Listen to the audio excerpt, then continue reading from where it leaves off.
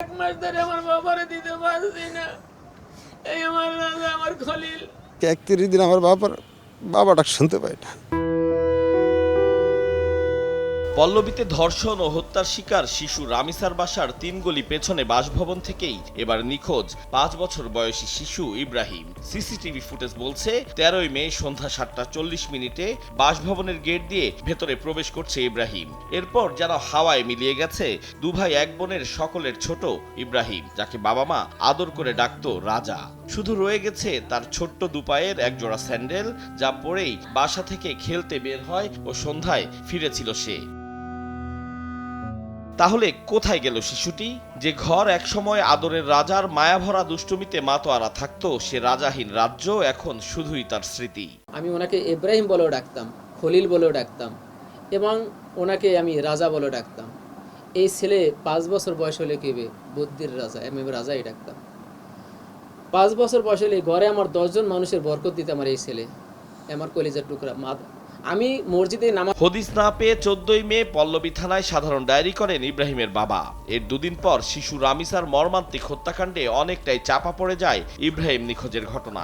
আমার ছেলে রামিসার 5 দিন আগে আমার ছেলে এই অবস্থা হয়, অপহরণ হয়, কিন্তু আজ প্রায় 1 মাস আমার ছেলের আজ পর্যন্ত কোনো তথ্য মেলেনি। থানায় আমরা আইসি গেছি, এই পর্যন্ত এই তারা আসে তদন্ত করছেন এই পর্যন্ত, কিন্তু ছেলে আমার রেজাল্ট কোনো পাইনি। ছেলে আমার জীবিত আছে না মৃত্যু আছে, না বিল্ডিং থেকে বের হয়ে গেছে বা কোথাও নিয়েছে, এই পর্যন্ত আমরা কোনো তদন্ত আমরা পাইনি। প্রথমে জিডি করলেও ঘটনার 20 দিনের মাথায় অজ্ঞাত আসামি করে মামলা করে ইব্রাহিমের পরিবার। পল্লবী থানা পুলিশ জানায়, ডিবির সহায়তায় চলছে রহস্য উদ্ঘাটনের কাজ। সাধারণত এই শিশু বাচ্চাগুলো যতগুলো দুর্ঘটনা হয়, সাধারণত দেখা যায় যে বাড়ির আশেপাশে কেউই এই ঘটনাগুলো ঘটিয়ে থাকে। এই বিষয়টি একটু মাথায় রেখে আমরা তদন্ত কার্যক্রম করছি। এদিকে 9 মে নিখোঁজ হয় মিরপুর দারুসালাম থানাধীন বাগবাড়ি 4 আলিপাড়ার শহীদুল হকের 9 বছরের ছেলে আলী হোসেন। স্বজনরা জানান, তার এক আত্মীয়ের ছেলের সাথে মিরপুর বেড়িবাঁধের পাশে খেলার পর সন্ধ্যায় দুজন এলাকায় ফিরলেও বাসায় ফেরেনি আলী। এলাকার এক বাসিন্দা ওই দিন রাত 10টার দিকে সর্বশেষ আলীকে দেখেছিলেন মাদ্রাসার পাশের একটি সড়কের মুখে। নাম কি? আলী। আলী।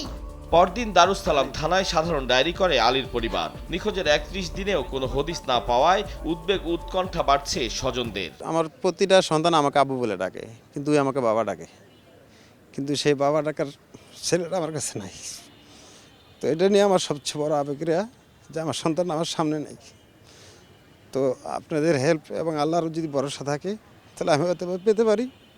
অথচ আমি আজকে 31 দিন আমার বাবাটা শুনতে পাই না। আমি ওরে ঢাকা সিটিতে এমন কোনো জায়গা নাই যে আমি ওরে খুঁজি নেই, কিন্তু দিন শেষে যখন ফিরে আসি তখন বুকটা ফাটে যায় যে আমি বাবা হয়ে হেরে গেছি, ওরা আমি কোথায় খুঁজে পাইনি। আমি আজকেও সকালে না খেয়ে বের হয়েছি, খুব দ্রুতের সাথে ঘুম থেকে উঠে আমি 10টার দিকে বের হয়ে গেছি।